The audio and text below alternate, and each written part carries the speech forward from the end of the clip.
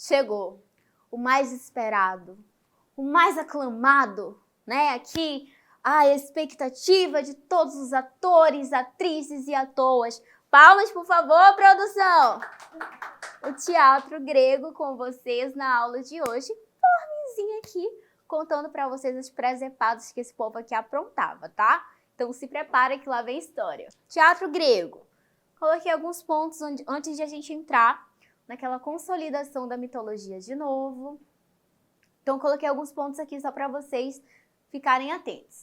O primeiro deles é a mitologia. Como é que a gente vai falar dos gregos sem falar de mitologia, minha gente? Não dá. Ainda mais quando a gente fala de teatro, né? Que está diretamente ligado ali uma coisa com a outra, arroz e feijão se juntam, não dá para tirar. A festividade. A gente poderia substituir por uma outra palavrinha aqui, mas vamos deixar a festividade porque não é para maiores de 18. Consolidação das estruturas teatrais. Parece difícil, mas não é nada. Isso aqui é só maquiagem para a gente falar que o teatro ele foi consolidado da forma como a gente conhece lá na Grécia, tá bom?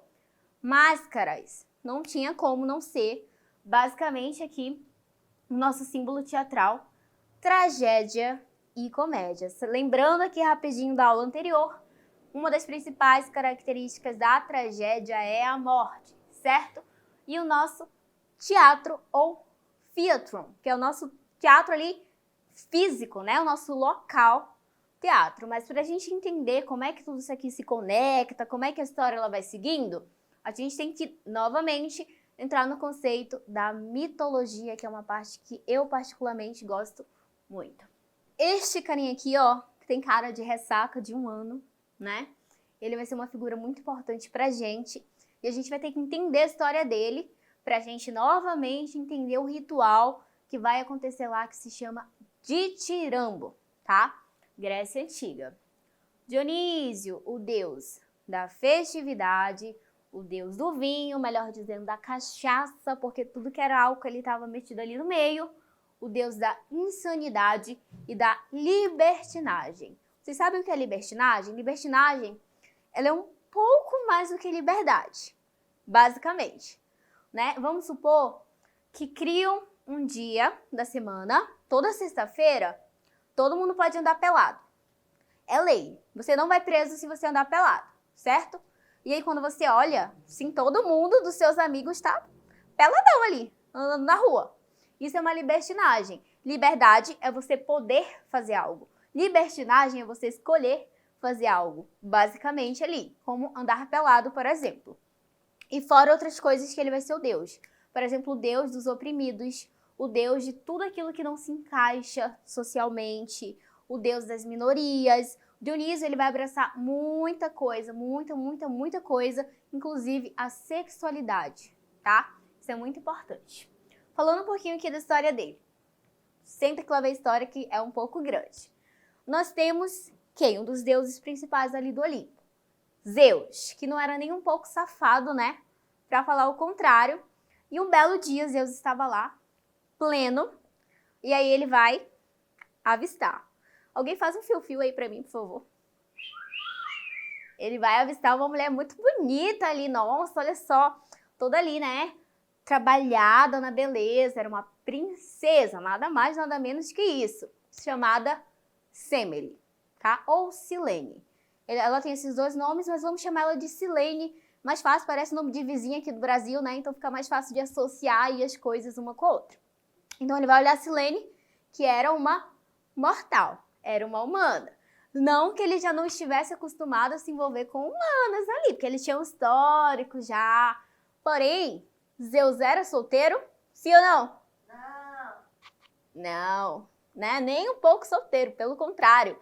Ele era casado há muito tempo com ali Hera. Ele era casado com Hera, basicamente, né? Então, Hera, que era uma mulher muito, como é que eu posso dizer pra vocês? Vingativa, enciumada ali, precisava tomar um pouquinho de pirona não, maracujina, né, pra acalmar os nervos, porque ela de vez em quando dava ali umas vinganças muito malucas. Então, Dionísio vai olhar Silene, pá, se apaixonou. É muito importante vocês entenderem que nenhum Deus, tanto no cristianismo quanto nas religiões politeístas, ele pode aparecer propriamente dito para um ser humano. Por quê? Porque ninguém é capaz de ver a glória de um Deus. Se um Deus aparecer aqui, ó, com toda a sua glória na sua frente, você, puf, é incinerado, tá? Você pega fogo, não vê mais nada, coitado de você. Então, ele não podia, obviamente, descer em sua forma original e bater um papo ali, dar um flash com a Silene. Então, o que ele vai fazer? Ele vai se travestir. Fato interessante, a palavra travesti, ela vem do teatro.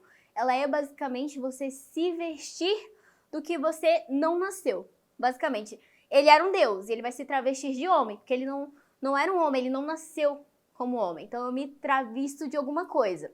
E ele se traveste de homem.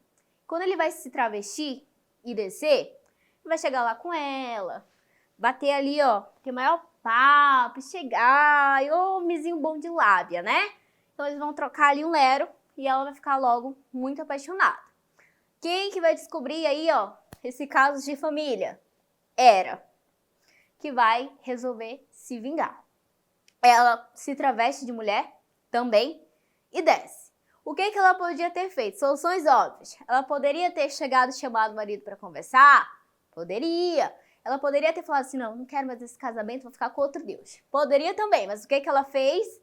Então a bonita vai lá, né, se veste de mulher, vai lá com a coitada da Silene e fala assim, não, você tá precisando de uma criada, não, mas eu me ofereço, não precisa me pagar, eu só quero aqui te servir, porque você é muito bonita. Olha, coisa boa não vem, né, por aí.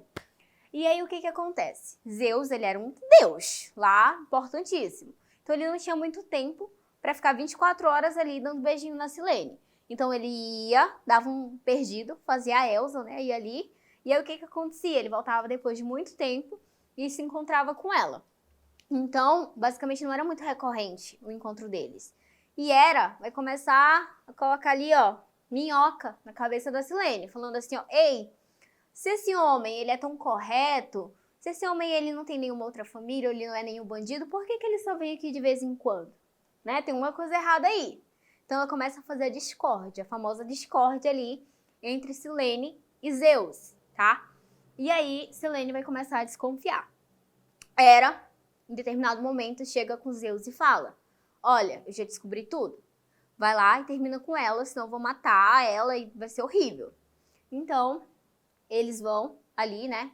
E antes disso, antes de ela falar para Zeus, que ela já tinha descoberto tudo e etc., ela foi lá, em forma de mulher, e falou assim para Silene, Silene, o que acontece se o Zeus te deixar? Né? O que você vai falar para ele, se ele te deixar? E aí, ela fala, não sei, eu não penso nessa possibilidade. E aí ela vai falar pra você, eu tenho uma ideia, se ele te deixar, fala assim para ele, eu só tenho um pedido para você. E aí você pede para ele te mostrar como ele realmente é. Tudo arquitetado já. É óbvio que a Silene não sabia que ele era um deus. Ela achava que mostrar quem realmente era no sentido de mostrar a pessoa que ele era, né? Então Zeus vai lá para terminar tudo. E a Silene fala, olha, eu tenho um último pedido para você. Eu quero que você se mostre para mim como você realmente é, né? E Zeus fala, você tem certeza que você quer isso? O que ele poderia ter feito? 1, não mostrado. 2, fugido. 3, nunca mais ter voltado. O que ele faz? No outro dia ele volta com toda a sua glória, com sua carruagem, com seus raios, com tudo. E pá! Se mostra para Silene. Quando ela vê, obviamente, ela é incinerada. Como eu falei, ninguém podia. Com a glória de um deus, ainda mais um deus de tão alto patamar como ele. E aí o que acontece? Ele percebe que tinha alguma coisa estranha rolando ali. Porque ele não sentia mais vida na Silene, mas ele estava sentindo alguma vida ali perante dele. E ele percebe que ela estava gestante, que ela estava grávida. Ele pega aquele bebê que ainda era um feto e ele vai colocar onde esse bebê? Aonde ele vai colocar esse bebê? Numa arca. Numa arca. Numa arca? Numa arca. Ele vai colocar numa arca? Mentira, ele vai colocar na coxa aqui, ó, na virilha. Nada a ver com o que a produção aqui falou. O que ele poderia ter feito? Colocar na barriga dele? Claro que não, né? Mas tudo bem, ele coloca na virilha, bem perto do seu órgão genital. Lembrando que o Dionísio ele tem um teor sexual muito grande. Primeira explicação, ele foi gerado desde o ventre aqui, ó, de seu pai, basicamente, né? Do ventre não, né? Da virilha. Desde a virilha de seu pai, muito perto de um órgão genital de um deus, que significava virilidade, ali todas essas questões, tá? Então, o que acontece? Ninguém sabia que aquela criança estava crescendo e ele nasce. Pá, nasceu. Era, pra fazer ideia, tá? Quando ele nasce, Zeus, que não era bobo nem nada, vai fazer o quê?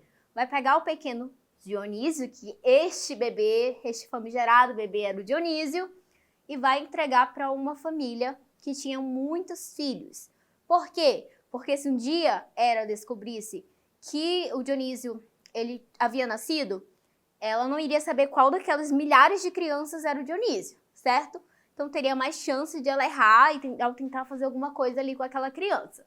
Então ele entrega, porém, uma outra criada de Hera, muito da sua fofoqueira, né, Maria Fifi, foi lá e fofocou pra ela tudo o que tinha acontecido. Olha, eu vi o Zeus ali, ó, levando uma criança ali pra casa do fulano, né?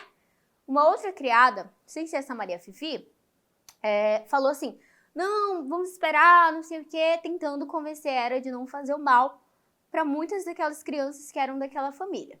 E consegue ganhar um tempo até Zeus retirar Dionísio daquela família e levar para uma floresta. Pausa nessa floresta que ela vai ser muito importante, tá? E aí o que acontece? Hera vai chegar lá e conversar gentilmente? Vai chegar lá e falar unidunité qual é essa criança? Não. Por via das dúvidas, ela mata todo mundo. Ela mata o pai, mata a mãe, mata todas as crianças, tá? Uma pessoa muito amável, né? Uma deusa muito amigável aí. E aí ela acha que resolveu o problema e que tá tudo certo. O que ela não sabia era que Zeus já tinha pegado Dionísio e levado para essa floresta. Essa floresta aqui, ela não era uma floresta qualquer. Ela era uma floresta que era habitada por ninfas, né? Olha só, de novo, a gente se encontrando com a questão da sexualidade, do sexo, principalmente, melhor dizendo. Porque as ninfas, elas tinham libertinagem. Dentro da mitologia, as ninfas, né, são aquelas criaturas maravilhosas que têm uma libertinagem muito grande. E essa floresta era uma floresta qualquer? Não. Essa floresta era um vinhedo, um local ali onde a gente faz o quê? Onde a gente coloca as plantinhas ali para crescer, para virar uva, para virar vinho, ter todo aquele processo, basicamente. Então, ele estava com as ninfas. 2, ele foi criado em um vinhedo, tá? Antes de ir embora, Zeus vai dar 2 poderes a ele. Vai falar, meu filho, seguinte, por meio de proteção, toda vez que Hera chegar pertinho de você, você vai se transformar em um animal. Que animal é esse? O bode, tá? Muitas vezes vocês vão ver uma ligação entre teatro e o animal bode. Não é porque é alguma coisa satanista, nem nada do gênero não, tá? É porque o bode, ele é o animal que representa Dionísio, logo o animal que representa o teatro, certo? Então, toda vez que a Hera ia lá, papá chegava perto, ele se transformava. Outro poder que o pai dele vai dar a ele é falar o seguinte, olha, você vai ser fértil, tá? Fertilidade. Em que sentido essa fertilidade? Em todos, tá? Sentido de fertilidade de dedo verde, de eu toquei aqui, ó, floresceu, virou uma árvore enorme, e no sentido da fertilidade sexual também, tá bom? Então, a gente tem basicamente aqui esses 2 poderes, a gente tem a fertilidade, a gente tem basicamente a explicação por que ele é o deus do vinho, porque ele tinha esse dedo verde e ele foi criado em um vinhedo, então é óbvio que tudo ali virou muito melhor depois que Dionísio foi para lá e ele vai ser conhecido como o deus do vinho.